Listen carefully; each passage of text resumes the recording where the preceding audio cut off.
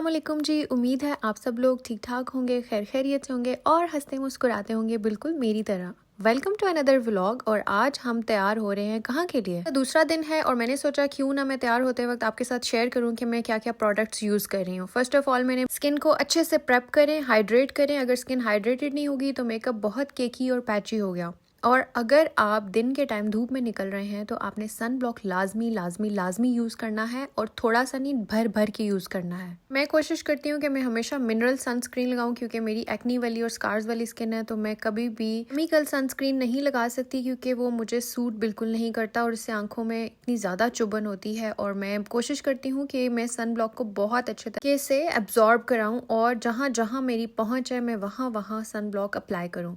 उसके बाद जी मेकअप करने का सबसे पहला असूल ये है कि आप कोई भी टिश्यू पेपर या कुछ भी कोई रफ़ कपड़ा या कुछ भी है वो अपनी नेक लाइन पे लगा लें, इसलिए क्योंकि सारा मेकअप आपके नेक लाइन पे लगेगी जो बुरा लगेगा। उसके बाद इसको थोड़ा एब्जॉर्ब होने दें और यहाँ पे मैं टाचा का लिप बाम यूज़ कर रही हूँ क्योंकि इससे आपके लिप्स बड़े हाइड्रेटेड रहेंगे। पोर्स मेरे बहुत ज़्यादा हैं इसलिए मैं बेनिफिट का प्रोफेशनल पोर प्राइमर यूज़ कर रही हूँ और इसको मैंने भर भर के लगा लिया है ताकि मेरे जितने भी पोर्स हैं वो नज़र ना आए।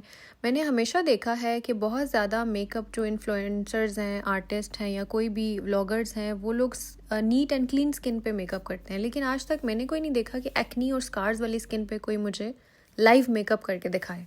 तो मैंने सोचा क्यों ना मैं ही ये चैलेंज एक्सेप्ट करूं और मैं आज लाइव मेकअप करूं अपनी स्किन पे। कल मैंने टार्ट का जो है ये कंसीलर यूज़ किया था, लेकिन आज मैं शिज़ेडो यूज़ कर रही हूं और देखती हूं कि इसके कैसे रिजल्ट्स हैं। वाला जो है वो तो मेकअप बहुत अच्छा हुआ था, मुझे अपनी लुक बहुत अच्छी लगी थी, लेकिन कल टाइम नहीं था इसलिए मैं ईद का पहला दिन था और मैं व्लॉग शूट नहीं कर सकी। और ये आप देख रहे हैं मैं जहाँ जहाँ मेरी एक्नी के मार्क्स थे और बाद में मैंने सारे स्कार्स पे भी लगा दिया। और ये कंसीलर बहुत अच्छा था, इसने बहुत अच्छे से सारे जो मेरे डार्क स्पॉट्स थे उनको जो है वो अच्छे तरीके से कवर कर लिया। और एक स्पॉट पे तो ब्लेंडिंग के बाद मैं ये सोच रही थी कि अब मुझे फाउंडेशन लगाने की भी ज़रूरत नहीं है। पे कंसीलर लगाने के बाद अब मैं इसको अच्छी तरीके से ब्लेंड करूंगी। और मुझे सच्ची जो बात है वो मेकअप बिल्कुल नहीं आता। प्रोडक्ट्स मेरे पास सबसे अच्छी हैं लेकिन मुझे मेकअप बिल्कुल नहीं आता, तो यूट्यूब से थोड़ा बहुत जो देख देख के मैंने सीखा है बस मैं वही अप्लाई कर रही हूँ और देखते हैं रिजल्ट कैसा आएगा। अब फिर मैंने यही शिज़ेडो का कंसीलर अपनी जो है वो आई पे यूज़ कर रही हूँ, लेकिन मुझे कोई इतना अंडर आई पे इसका इफेक्ट नज़र नहीं आया जितना फेस पे आया। तो फिर यहाँ मैंने उसके बाद टार्ट का अगेन से अंडर आई कंसीलर लगाया था। पे मैं यूज़ करूँगी एस्टी लॉडर की फुल कवरेज फाउंडेशन और इन दो शेड्स को मैंने मिक्स किया है। एक बहुत फेयर था और एक बहुत डार्क था क्योंकि फ़र्स्ट टाइम मैंने बहुत फेयर ले लिया था, बल्कि मंगवाया था, मैंने खुद लिया नहीं था।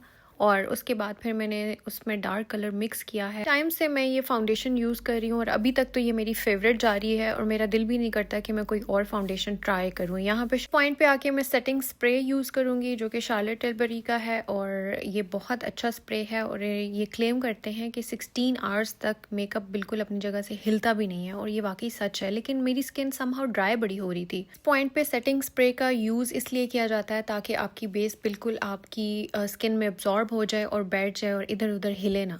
सबसे मुश्किल काम कंटोरिंग है और यहाँ पे मैंने फेंटी ब्यूटी की ये कंटोर स्टिक ली है जिसको मैं अपने हाथ पे अप्लाई करके ब्रश के साथ स्मच करूँगी और उसके बाद अप्लाई करूँगी अपने फेस पे।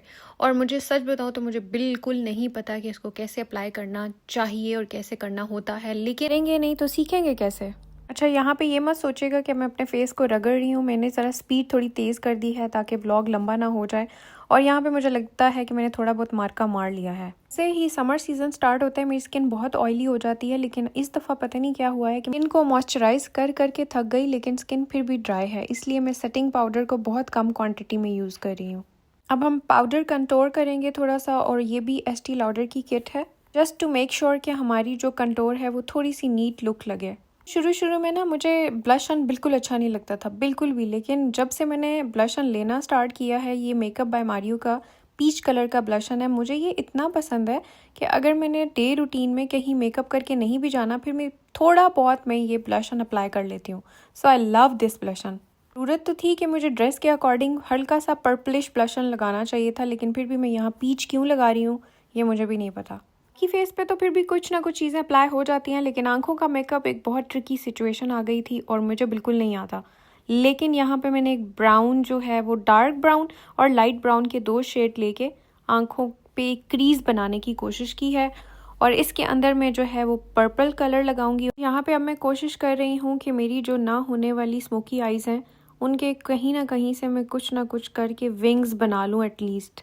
यहाँ पे भरपूर कोशिश की जा रही थी कि आँखों का मेकअप अच्छा नहीं तो कम अज़ कम काबिल बर्दाश्त होना चाहिए। मेकअप करना भाई, मैंने पर्पल कलर भी आंखों पे डाल दिया और यहाँ पे मैंने हुदा ब्यूटी की जो पैलेट है इसमें से 2 शिमर चूज़ किए हैं। एक गोल्डन लग रहा था और एक हल्का पर्पलिश लग रहा था, लेकिन थे बड़े क्लास के, तो मैंने इसमें जो पर्पलिश वाला है वो चूज़ किया और बस उनको भी अपनी आंखों के ऊपर अपनी फिंगर की मदद से ही लगा दिया।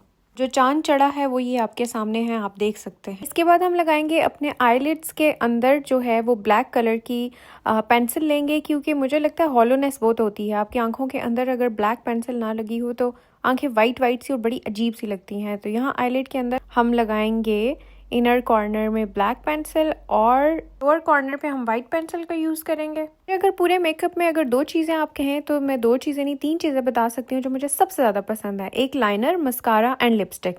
और आजकल मुझे बस ब्लशन से भी थोड़ा थोड़ा प्यार हो रहा है।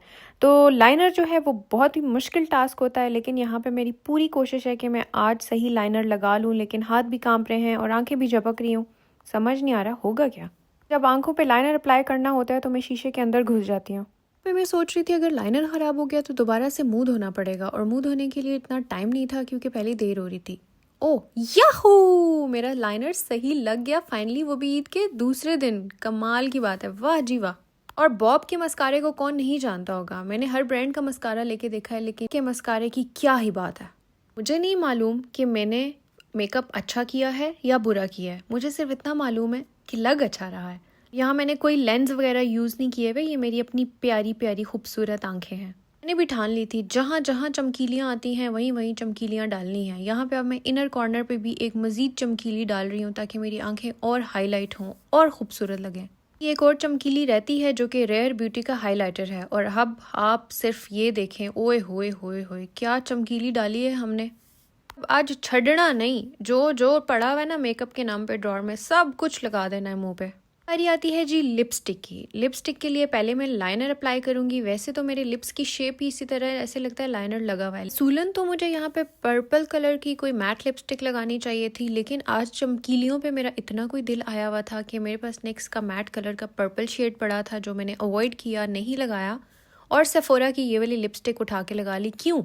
क्योंकि ये मैट नहीं थी, ये शाइनी थी, ग्लोई थी और बहुत ही अच्छा और मज़े का कलर था। I love it.